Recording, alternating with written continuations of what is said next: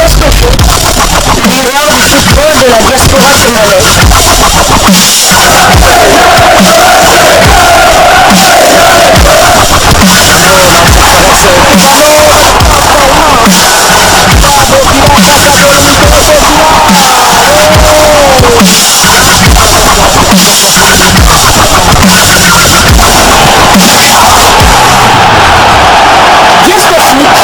Le miroir du football de la diaspora congolaise.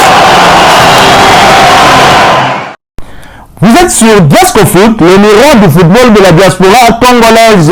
Diascofoot vous dit bonjour, tout plaisir est pour nous de vous retrouver, mais surtout de savoir que vous êtes nombreux en train de suivre votre chaîne YouTube dédiée uniquement aux footballeurs de la diaspora congolaise.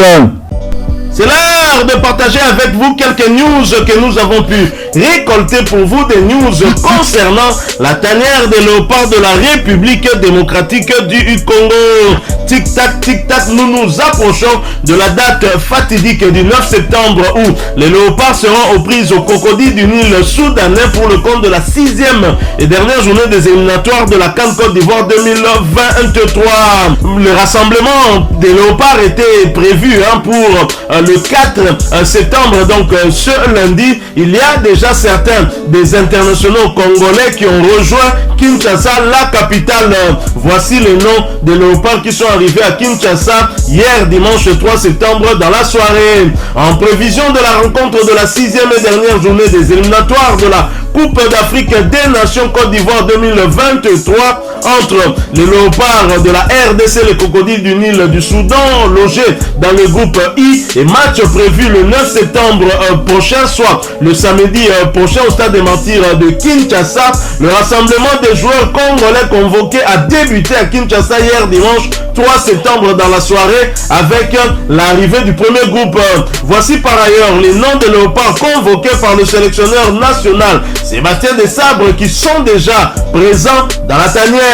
Nous avons le capitaine des léopards de la RDC, le timide congolais, l'âme du boulot Palais Boulot, Chancel Mbemba Amangoulou, sociétaire de l'Olympique de Marseille qui est déjà dans nos murs.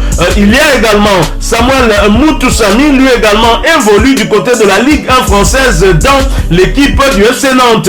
Le FC Nantes qui était d'ailleurs aux prises à l'Olympique de Marseille lors du dernier match de la Ligue 1 avant cette trêve internationale, match qui s'est soldé sur un score de parité alors que les Nantais étaient en infériorité numérique mais aussi tenir le coup. Si Chancel même a été titulaire du côté phocéen, Moutoussami lui a débuté ce match sur le banc. Il a néanmoins fait son entrée en jeu pour essayer un tout petit peu d'empêcher ces assauts des Marseillais de pouvoir se concrétiser en but. Alors nous avons également Silas Katompa-Mvupa qui nous vient du VfB Stuttgart en Allemagne, qui est déjà dans nos murs. Lui avait manqué le dernier rassemblement. Il avait été convoqué par Sébastien Desabre, mais il avait donné des raisons personnelles qui l'avaient empêché de pouvoir rejoindre la tanière. On a compris que ce n'était rien de grave puisque Silas Katompa, qui est en feu depuis l'entame de cette saison du côté de la Bundesliga, championnat allemand de première division,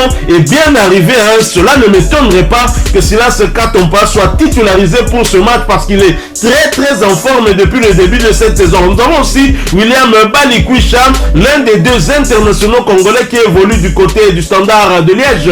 Il a déjà rejoint la tanière de Léopard. Merveille Bopé n'a pas été convoqué pour cette fois, mais William Balikwisha est déjà là. Nous avons aussi le gardien du tout-puissant Mazembe Anglebert qui a déjà rallié Kinshasa. Il s'agit de Siadi Badjo qui est parmi les trois gardiens convoqués par Sébastien Desabre.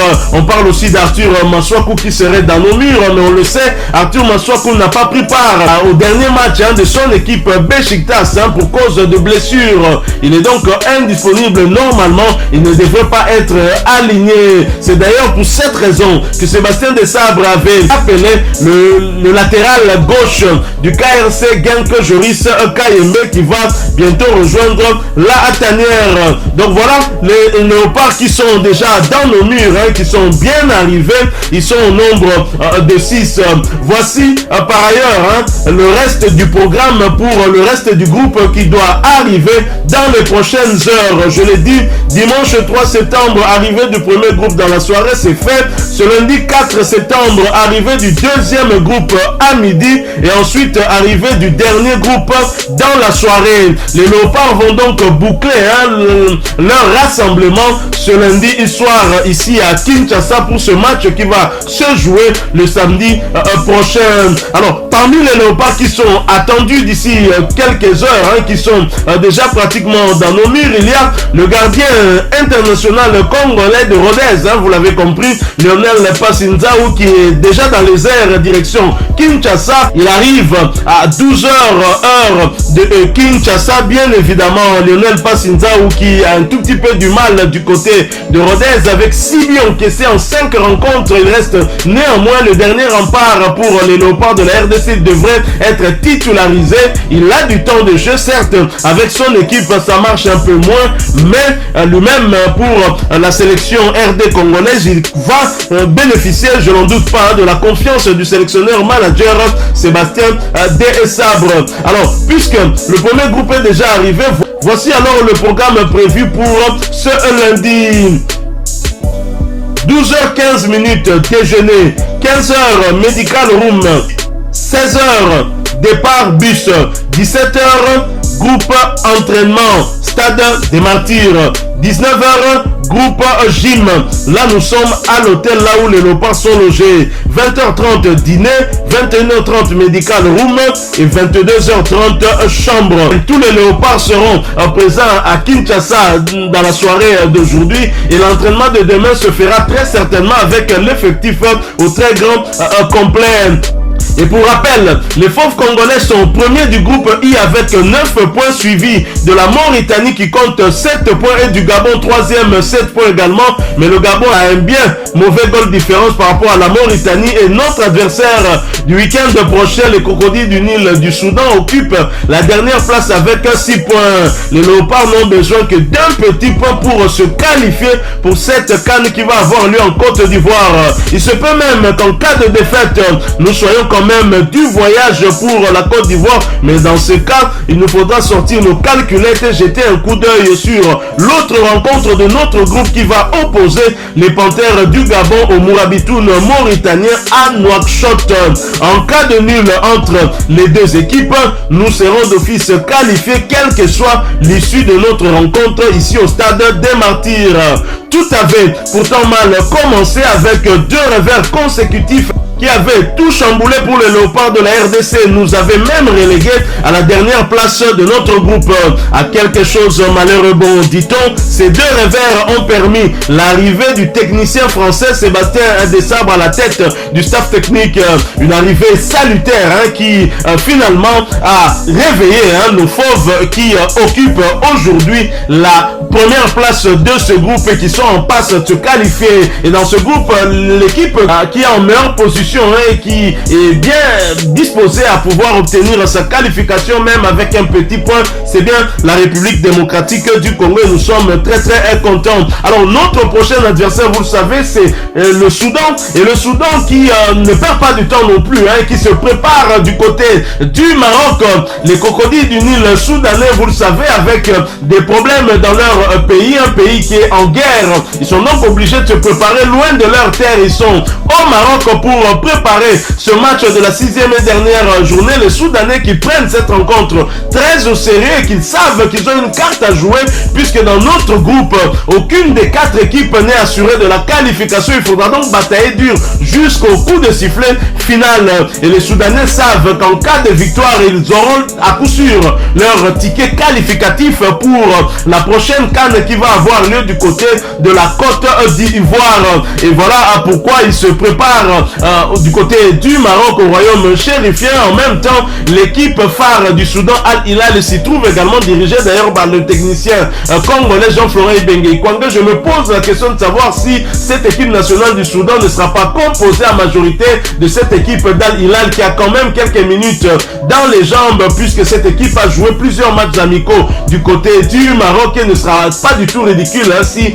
elle arrivait à affronter les Léopards de la RDC. Donc à nous de prendre ce match très au sérieux afin de pouvoir nous sortir du piège que pourrait nous tendre cette équipe du Soudan. Je le rappelle, lors de la deuxième journée de semaines éliminatoires, le Soudan nous avait battu à domicile sur le score de 2-1 et nous menait même au marqueur sur le score de 2-0. Et c'est Jonathan Bolingui qui avait réduit le score pour les Congolais. Score final 2-1. Donc rendez-vous pris pour le 9 septembre prochain pour cette équipe du Soudan qui va bien évidemment arriver quelques jours plus tôt ici à Kinshasa pour s'acclimater déjà avec Kinshasa, mais surtout prendre la mesure du stade des Martyrs de la Pentecôte qui va donc accueillir cette rencontre. Le stade des Martyrs ayant bénéficié d'une dérogation spéciale de la part de la Confédération africaine de football, dérogation bien sûr assortie de quelques conditions. Voilà, nous sommes arrivés à la fin de ce sujet. Si vous l'avez aimé, n'hésitez pas à nous laisser un maximum de j'aime. N'hésitez pas non plus à partager avec nous votre opinion. Si vous en avez une par rapport au sujet que nous venons de vous proposer, laissez-la nous à travers un commentaire. Abonnez-vous si vous êtes nouveau ou ancien que vous ne vous êtes pas encore abonné sur cette chaîne Diascofoot, parce que nous sommes le miroir du football de la diaspora congolaise. Et n'oubliez pas qu'en vous abonnant apparaîtra une petite cloche de notification. Cliquez dessus pour ne plus rien manquer des prochaines vidéos que nous allons vous proposer. Encore une fois, merci à vous, avec espoir de vous retrouver très bientôt avec un autre sujet d'actualité. En attendant, portez-vous bien et Diascofoot vous dit au revoir.